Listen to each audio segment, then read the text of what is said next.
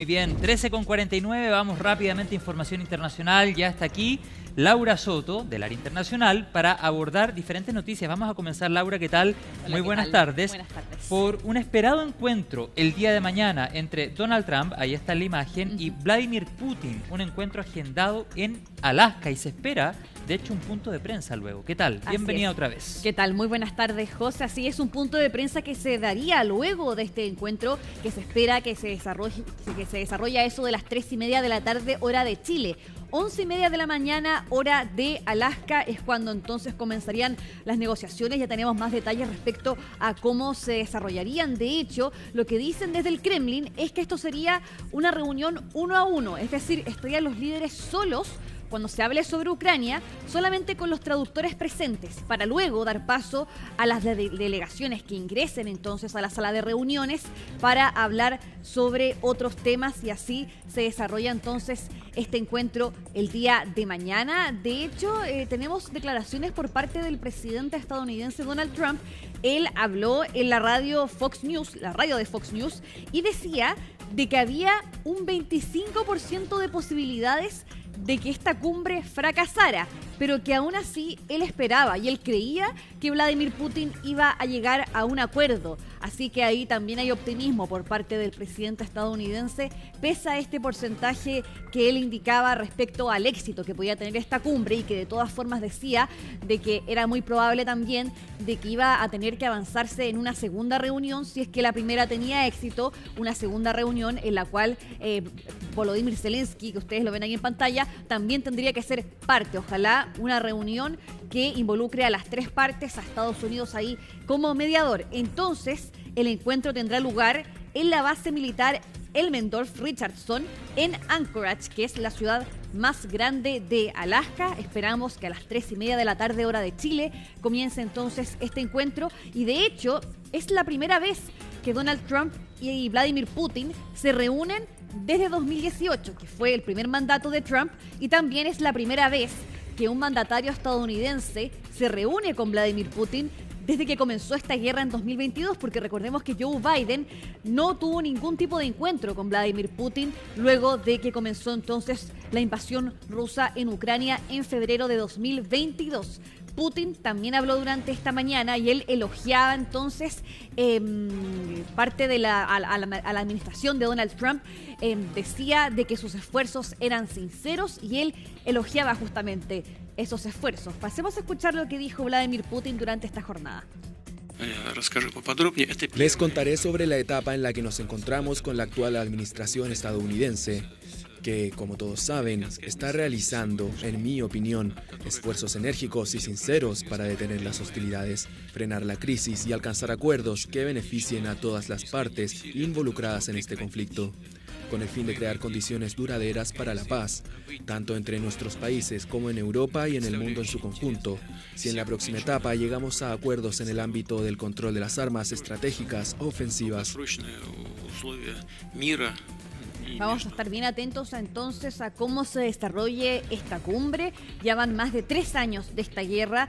Nunca se ha alcanzado un alto al fuego total discutido por ambas partes. Recordemos que Rusia ha establecido alto al fuego de forma unilateral. También han habido alto al fuego, pero en sectores estratégicos. Por ejemplo, los combates con respecto a los sectores energéticos, no atacarlos, pero no ha habido un alto al fuego de manera total y que haya sido acordado por las dos partes. Está también el punto de ceder territorio por parte de Ucrania a Rusia, y Zelensky ya ha dicho que esa posibilidad no está sobre la mesa, así que vamos a estar bien atentos a aquel punto que puede ser discutido, por supuesto, en la cumbre de mañana.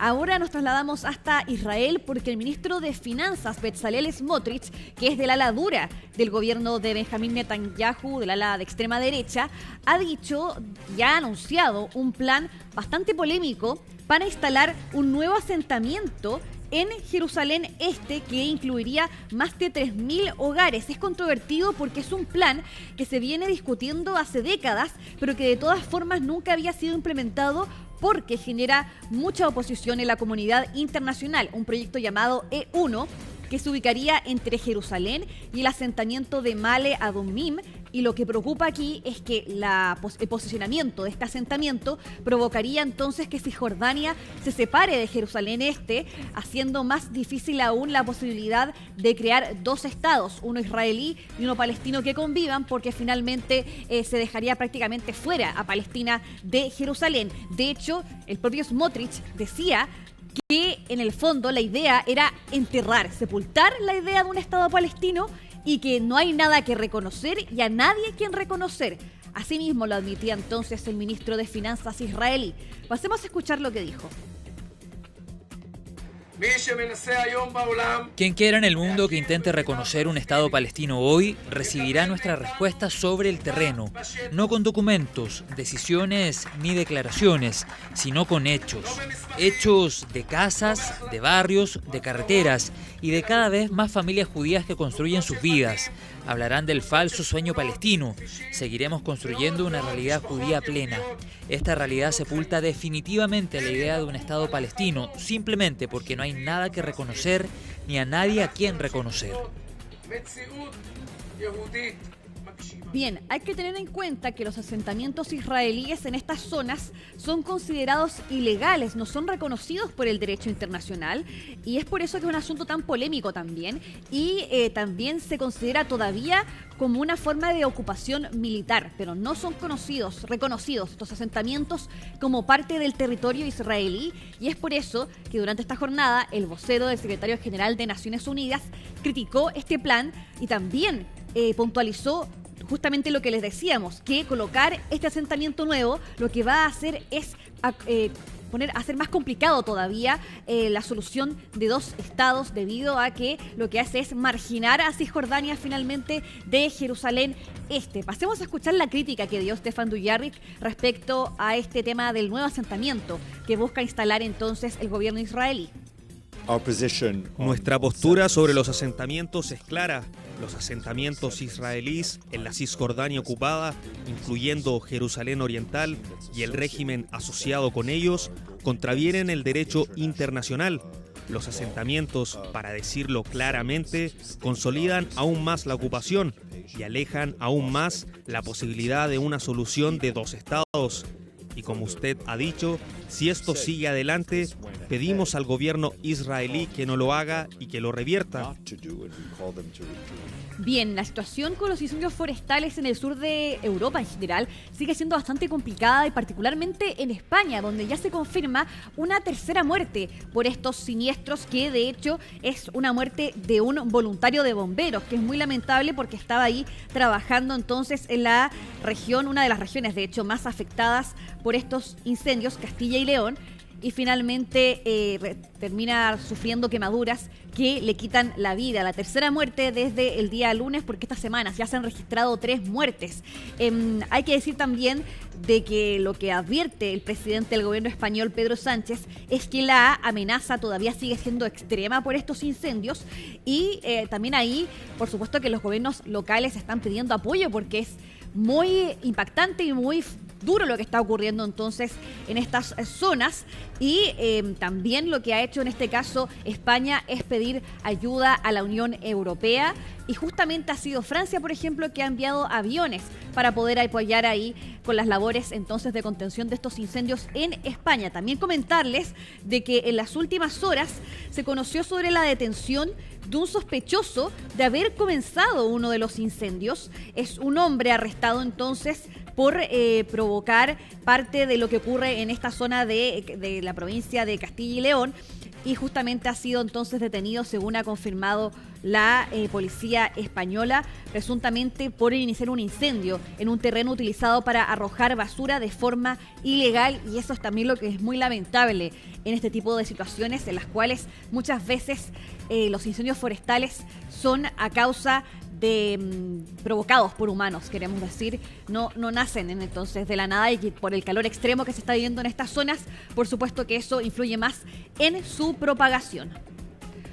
Nos vamos hasta Rusia, hasta la ciudad de Belgorod, que de hecho está bien cerca de la frontera con Ucrania, por estas imágenes bastante impactantes de un dron que impactó un vehículo en esa ciudad, pero sus 3 ocupantes lograron salir con vida de aquel ataque. Mírenlo ahí en pantalla, eso ya cuando el dron cae en el capó de este vehículo y vemos cómo las personas por su cuenta comienzan a salir.